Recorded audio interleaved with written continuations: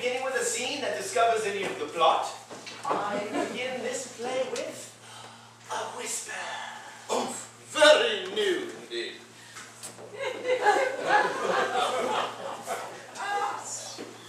Sir, by your habit, I should guess you to be the gentleman usher of this sumptuous place. And by your gait and fashion, I should almost suspect that you rule the healths of both our noble kings under the notion of physician. You hit my function right. And you my... Then, let's embrace. Come. Mr. Bays, who are these two so very civil? Why, sir, this is the gentleman usher and physician of the two kings of Bridgeford. Well, then how is it they come to know each other no better? Why, sir, that's for the better of carrying on of the plot.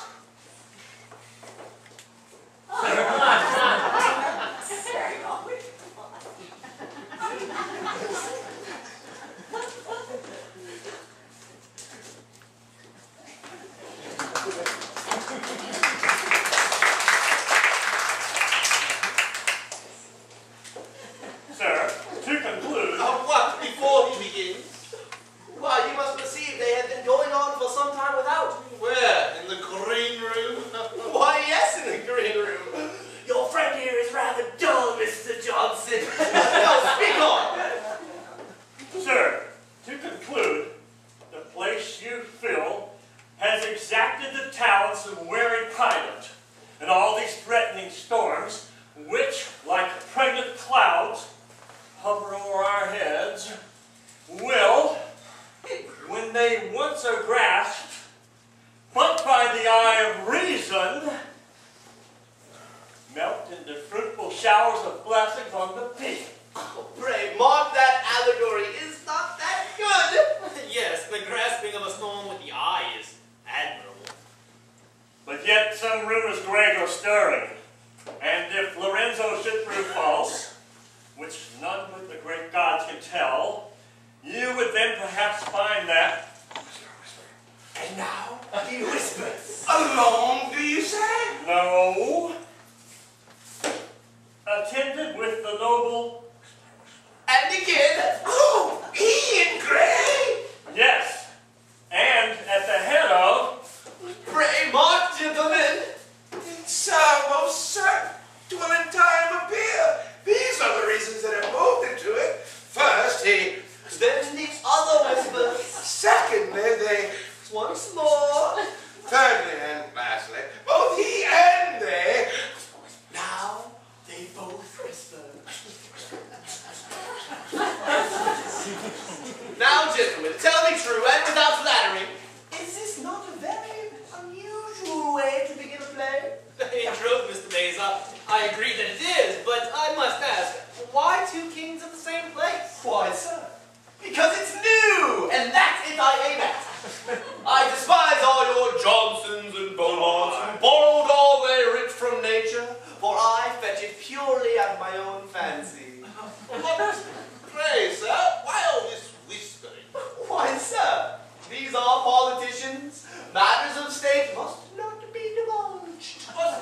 Then, sir... Oh, Mr. Smith! If you'll but respite your curiosity till the end of the 5th act, you'll find it a piece of patience not ill recompensed.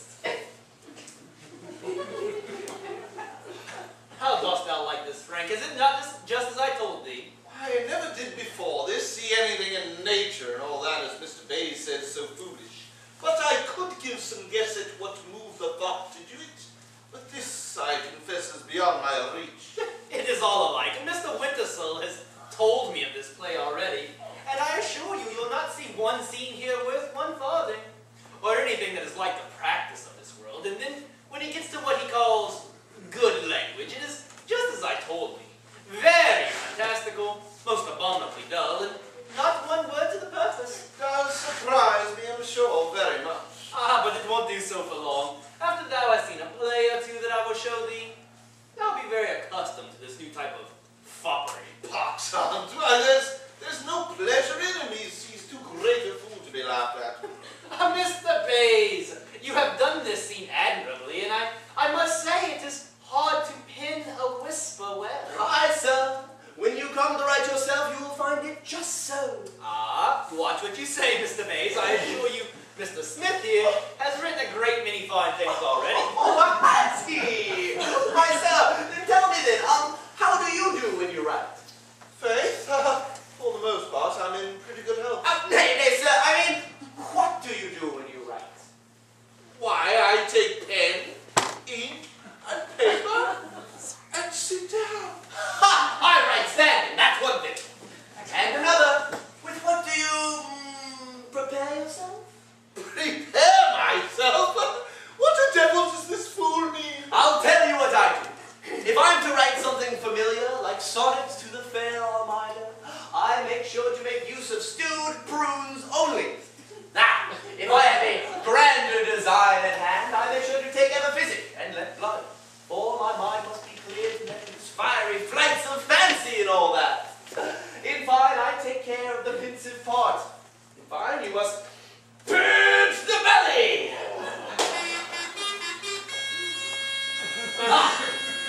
Here now are the two right kings of Bridgeford. Did you observe their whisper for the king? I did, and heard besides the great birds sing that they intend, sweetheart, to pull us pranks. If that design appears, I'll look him in the ears until I make him crack. And so will I, in fact. You must begin, Montfort.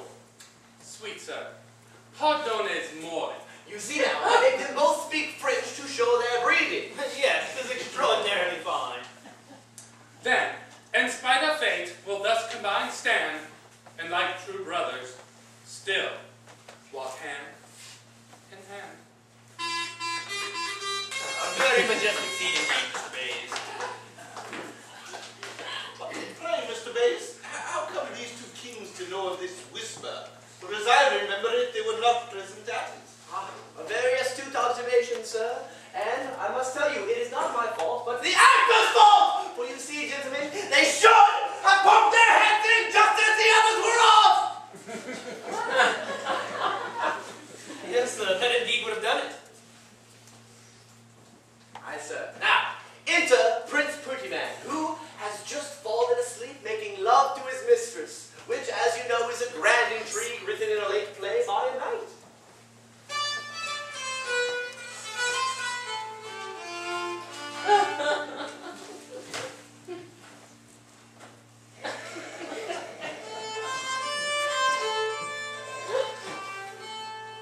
How strange a captive am I grown of late. Shall I accuse my love, or blame my fate? My love I cannot, for 'tis too divine. But against fate what mortal dare repine? But here she comes, sure 'tis blazing comet, is it not? Blazing comet is not that fine. Oh, but I am so surprised by sleep, I cannot speak the rest. Now, gentlemen, does this not surprise you now? That he falls asleep right in the neck? For you see, I make his spirits exhale with the heat of his passions and whoop, off to sleep. Now, I must make her make a simile. Where's the necessity of that, Mr. Bates? Why, sir, you must always make a simile when you are surprised. 'Tis the new way of writing.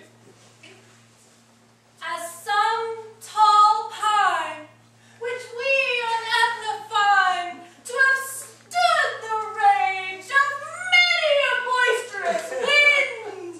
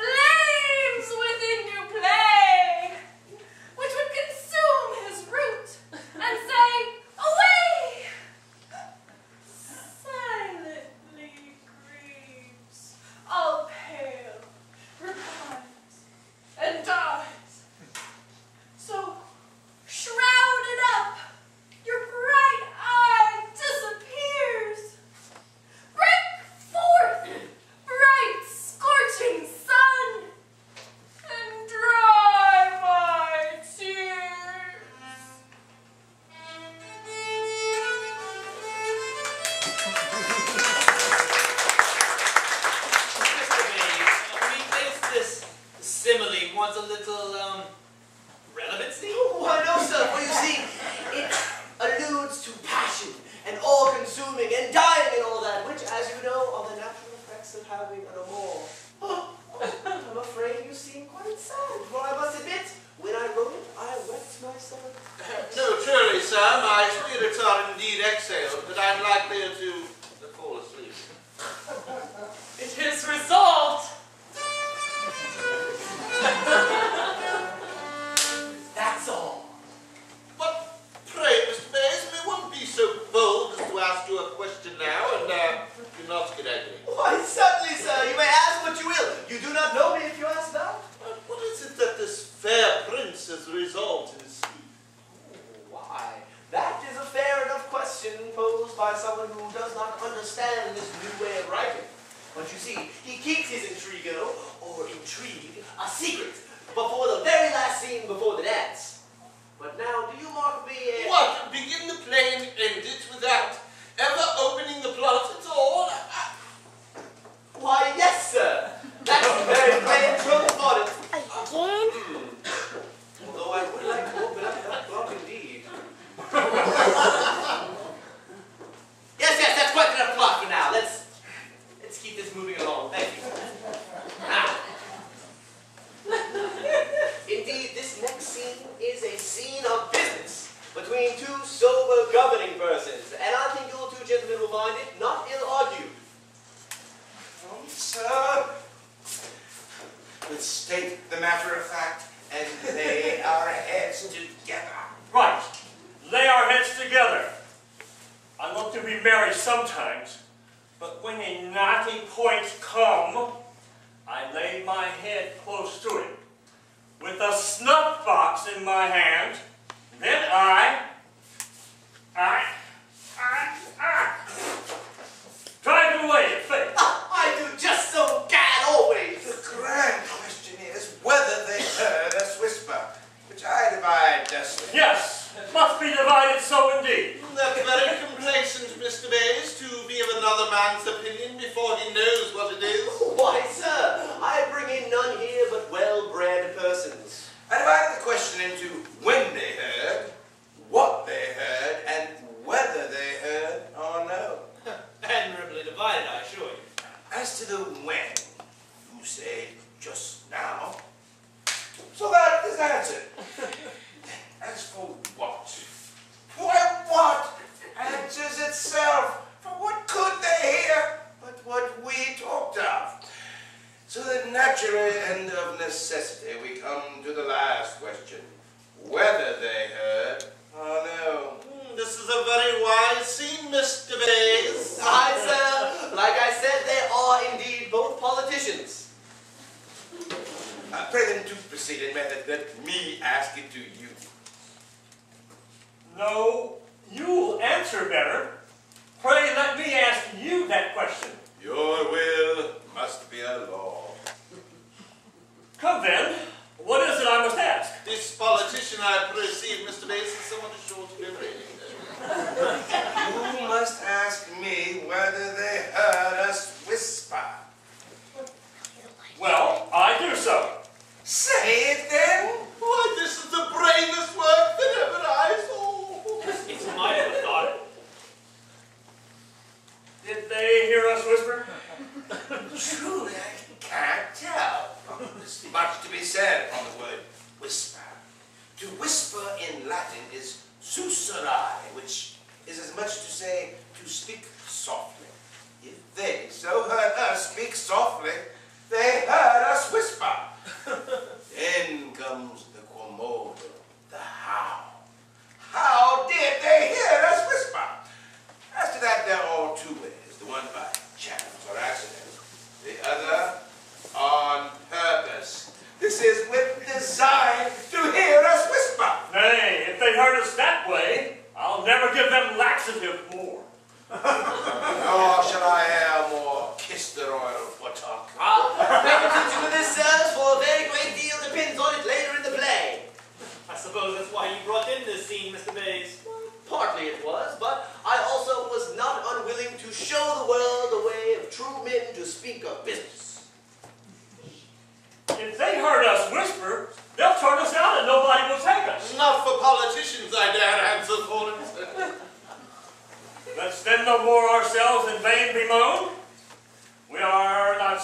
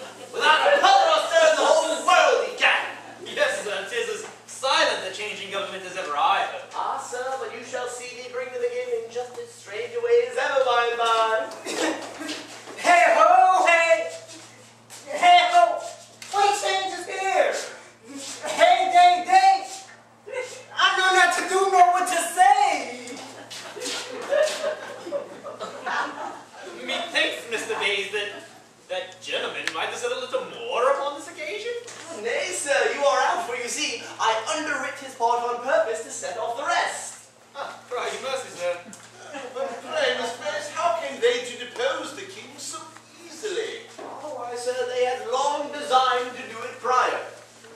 Thank you, sir. But you may see it wasn't done so easily neither. For in the next scene you shall see some fighting. So then you make the struggle to be after the business is done. Aye, sir. Well, that I consider is very natural.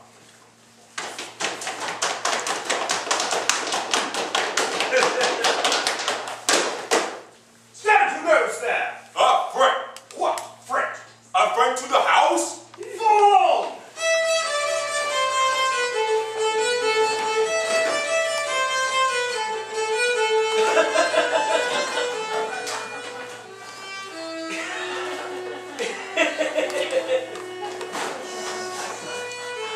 Now, just hold!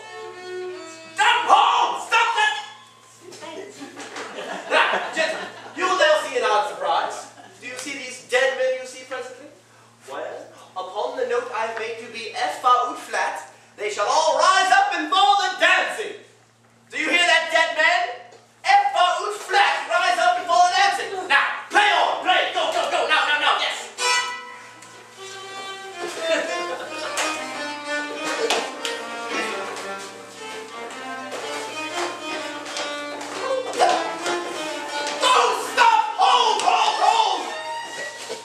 You gentlemen are the worst dancers I've seen since the angels and Henry VIII.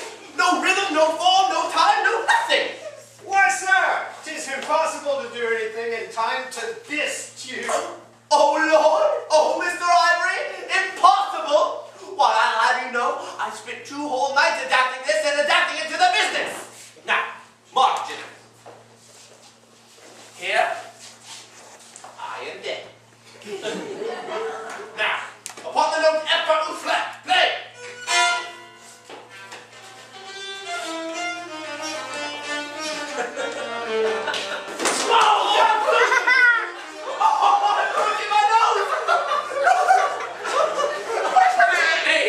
Methinks this is a very unfortunate note of yours in F flat. Can the man show you how to dance without breaking his nose and his whole face and the devil and all that?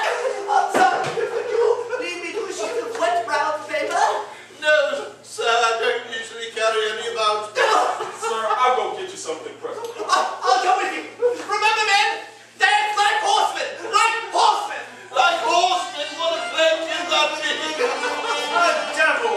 Let's try this no longer. Play my dance that Mr. Bayes found fault with, sir. Mr. Bayes